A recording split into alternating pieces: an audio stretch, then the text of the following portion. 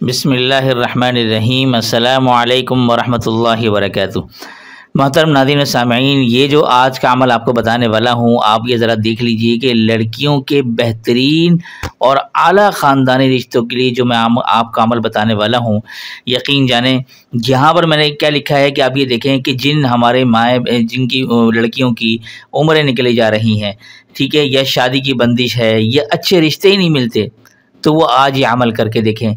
यकीन जाने इस अमल की इतनी बरकत है कि मुझे ख़ुद एक लड़की का मैसेज आया और मुझे कहने लगी कि मैंने ये अमल किया था आपका बताया हुआ, और अल्हम्दुलिल्लाह उसकी बरकत से लड़के वाले आए मेरे घर और रिश्ता ओके करके भी चले गए और पक्का हो गया उसका रिश्ता। यानी वो लड़की ऐसी थी, उसके घर रिश्ते आते ही नहीं थे, यानी रिश्ते नहीं आते थे। और जाहिर सी बात है, एक होता है ना, चलो रिश्ते आ रहे हैं, कोई रिश्ता लग नहीं रहा। कुछ लोगों के ऐसे मसाइल भी होते हैं कि रिश्ते ही नहीं आ रहे होते, घर पे कोई राज़ी नहीं होता आने के लिए। तो इस तरह की बाज़ औक़ात बंदिशें, रुकावटें होती हैं। तो ये जो आज अमल बता रहा हूँ, ये लड़कियों के लिए ज़बरदस्त मुजर्रब अमल है। आप मेरे हज़रत का बताया हुआ इतना ज़बरदस्त अमल है, जो भी करेगा इंशाअल्लाह, चाहे उसकी शादी की बंदिश हो या रिश्ते ही ना मिलते हों, इंशाअल्लाह इस अमल की बरकत से अच्छे ख़ानदानी रिश्ते इंशाअल्लाह आपकी बेटियों को मिलेंगे। लिहाजा इस अमल को ज़रा पूरा गौर से देखिएगा और मुकम्मल यकीन के साथ करने की कोशिश कीजिएगा। अच्छा जी, ये अमल का मुकम्मल तरीक़ेकार मैं आपको समझाने जा रहा हूँ। इसे आपने ज़रा सिर्फ देखना है बल्कि गौर से सुनना भी है। नंबर 1, सबसे पहले आपने जो आपका आज का अमल बताऊँगा, ये अमल सिर्फ़ इशा की बात का है। इस दौरान आपने बिल्कुल गुफ्तगू नहीं करनी, ठीक है। इस बात को ज़रा नोट कर लें। बहुत सी माएँ बहनें मुझसे ये फिर पूछने लग जाती हैं कि हम इशा के बाद भी हम कर सकते हैं, नहीं कर सकते। तो भाई इशा के बाद आपने करना है, ठीक है, और इशा की नमाज़ के बाद ही करना है। इसके अलावा किसी और नमाज के बाद नहीं करना। ये इस अमल की ये है वो कड़ी शर्त है, ठीक है। और इस दौरान गुफ्तगू भी आपने किसी से नहीं करनी। अगर आपने गुफ्तगू की बीच में अमल के दौरान ही, तो आप इस अमल को दोबारा आपने करना होगा, ठीक है।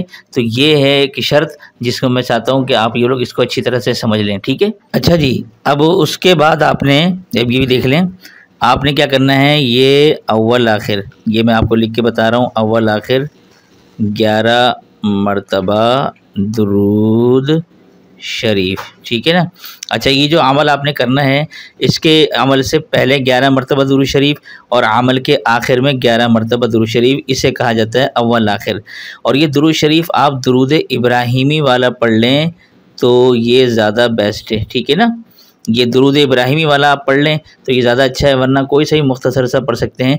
लेकिन अगर तादाद कम हो दुरूद शरीफ की, तो यही इसकी ताकीद की जाती है कि आप दुरूद इब्राहिमी पढ़ें, ठीक है ना। तो कोशिश करें कि दुरूद इब्राहिमी 11-11 मरतबा अव्वल आखिर पढ़ लें, ठीक है। नंबर 3 पर अब आपने क्या करना है, ये देख लीजिए, ये मैं एक अल्लाह का नाम लिख रहा हूँ, इसे आपने ज़रा गौर से समझना है, ठीक है, सिर्फ देखना नहीं है। या लतीफ़ु, ठीक है, ये मैं ज़बरदस्त पेज भी लगा देता हूँ, ठीक है ना। अच्छा, ये अल्लाह का नाम है, इसका करना क्या है आपने, ये आपने 1111 मरतबा, ठीक है, ये मैं उर्दू में भी लिख देता हूँ, 1111, ठीक है। ये 1111 मरतबा आपने ये पढ़ना है। यानी क्या है कि आपने अमल करने के लिए बैठे, आपने अव्वल आखिर 11, आप पहले शुरू में 11 मरतबा दुरूद शरीफ पढ़ा, उसके बाद या लतीफ़ु 1111 मरतबा पढ़ा आपने, ठीक है। लेकिन ये मैं आपको बताता चलूँ कि 1112 नहीं होना चाहिए, ना 1110 होना चाहिए। तादाद बिल्कुल एग्जैक्ट यही होनी चाहिए। लिहाजा आप लोग काउंटर लेके बैठें, ठीक है, क्योंकि तादाद इम्पॉर्टेंट होती है। तो ये आदत बहुत ज़्यादा इम्पॉर्टेंट होता है। लिहाजा इसमें आप लोग ख्याल किया करें कि आगे पीछे कोई एक ना ज़्यादा हो ना कम हो, ठीक है। अब उसके बाद आगे क्या करना है वो आप ये देख लीजिए। अब आपने जब ये या लतीफ़ों का अमल कर लिया अव्वल आखिर 11 मरतबा दुरूद शरीफ के साथ, अब आपने क्या करना है, 11 काली मिर्चें लेनी है। कितनी, ये आप ज़रा गौर से देखिएगा, ये बहुत ज़्यादा समझने वाला ये अब अमल है, ठीक है। 11 काली मिर्चें, ठीक है, ये मैं लिख देता हूँ, 11 काली मिर्चें लेकर, और उन पर आपने क्या करना है, उन पर दम कर दें। अच्छा, दम करने का तरीक़ेकार मैंने आपको पहले भी कई वीडियो में बताया है कि खाली फूंक नहीं होती, बल्कि लुआब के चंद कतरे भी उसमें शामिल हों। तो इस तरह से थुतकारने वाला आपने दम करना है, ठीक है। अच्छा, ये जो काली मिर्चें हैं, ये मैं आपको बताता चलूँ कि आपने काली मिर्चें जो है ना, जब आप अमल करने के लिए बैठें तो उसी वक्त आपने लेकर बैठनी है, ठीक है। गिन कर काली मिर्चें 11 जो है वो आप लेकर बैठें, जैसे ही अमल ख़त्म हो और उस पर आपने फ़ौरन दम कर देना है, ठीक है। तो ये इस तरीके से आपने ये करना है, ठीक है। अब आपने आगे क्या करना है ये मैं आपको बताता हूँ। अब आप ये देख लीजिए, अब आपने क्या करना है, वो जो तमाम काली मिर्चें जो मैंने आपको दम करने के लिए दी ना, ठीक है, ये आप देख लें तमाम काली मिर्चें, ठीक है, ये मैं आपको बता रहा हूँ।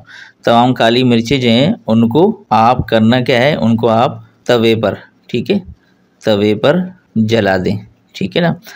तवा तो हर घर में होता है आपके, तो आपने करना क्या है, वो तमाम काली मिर्चें जो पड़ी हुई हैं, अब आपने उन तमाम काली मिर्चों को तवे पर रखा, चूल्हा जला दिया, चूल्हा जला दिया और अब आपने उस तक यानी कि उस वक्त तक इंतज़ार करना है जब तक वो काली मिर्चें जल कर राख ना हो जाएं। एक राख वाली सूरत होती है ना, उस तरीके से बिल्कुल काली हो जाएं, राख हो जाएं, उस वक्त तक जलाए रखना है आपने, ठीक है।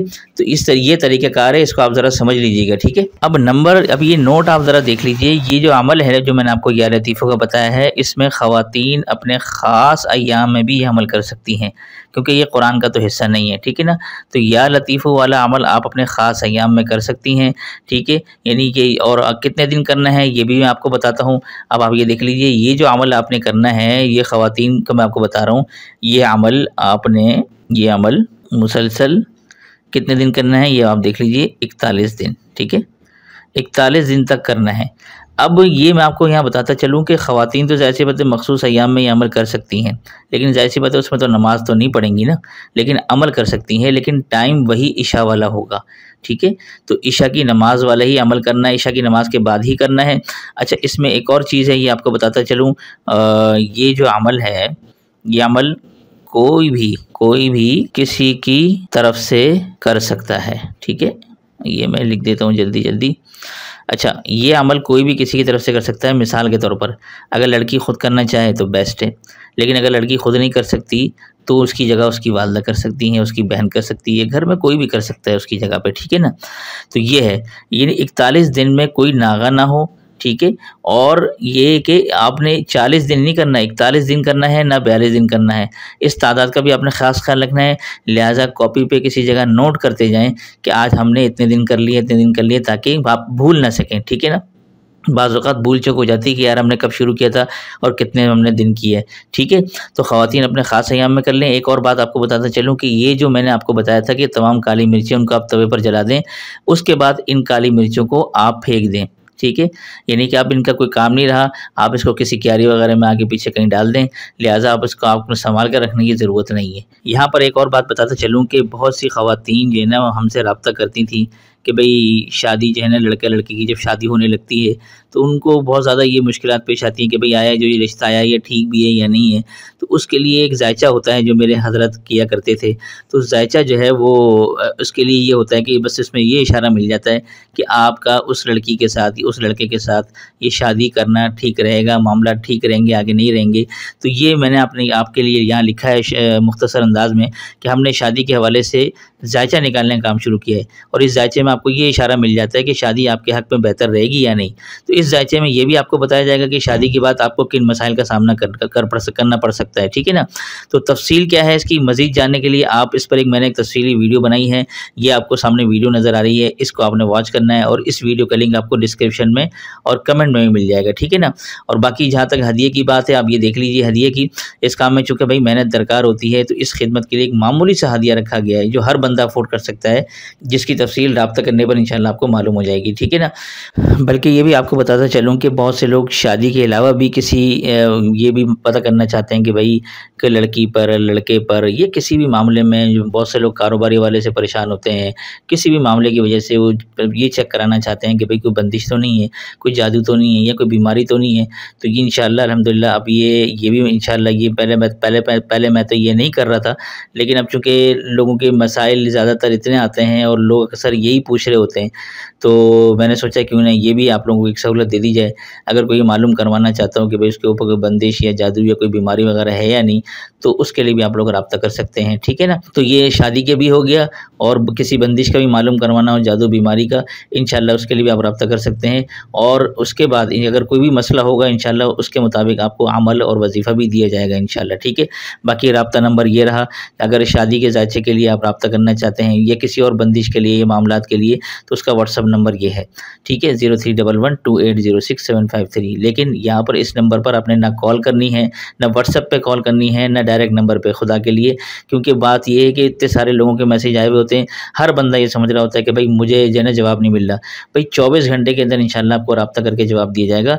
थोड़ा सा आपने सब्र करना है, सब्र आप लोग करते नहीं हैं। और बहुत से लोग तो, एक ने तो खातून ने जो है वो मैसेज भेजा और जो है उसके बाद जो है ना उसने पैसे भी भेजे, लेकिन चूँकि वो मैंने उनको 24 घंटे का टाइम दिया था तो उनसे बर्दाश्त नहीं हुआ, तो उन्होंने जो है वो बददुआएँ देना भी शुरू कर दी। तो भाई इस तरह से ना किया करें। आप लोग कम से कम सब्र तहम्मुल के साथ आप ये सोचा करें कि आपके अलावा कई 100 बंदे होते हैं जिनको मुझे चेक करना होता है, और मैं सिर्फ़ इशा के बाद बैठता हूँ और ये चेक करने के लिए। मैं पूरा दिन इसके लिए मैंने मुख्तस नहीं किया हुआ कि अगर पूरा दिन मुख्तस किया होता तो फिर तो ज़ाहिर-सी बात है, चलो एक मेरी ड्यूटी होती। तो मैं सिर्फ़ इशा के बाद बैठता हूँ और 2-3 घंटे चेक करने के लिए बैठता हूँ, ठीक है ना? तो कोशिश करें कि आप लोग जो है वो सब्र तहम्मुल से काम लें। मैं हर एक को इंशाअल्लाह जवाब दूँगा, ठीक है?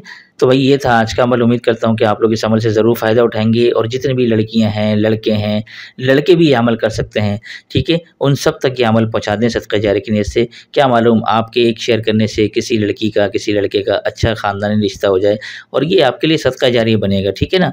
तो हमारे हौसला अफ़ज़ाई के लिए आप लोग वीडियो को लाइक भी ज़रूर कर दीजिएगा, ठीक है? तो उम्मीद करता हूँ कि आप लोग इस पर ज़रूर अमल करेंगे। तो दीजिए इसी के साथ मुझे इजाज़त। तब तक अपना और अपनों का और पड़ोसियों के हुकूक़ का ख़ास ख़्याल रखिएगा। अस्सलामु अलैकुम वरहमतुल्लाहि वबरकातुहू।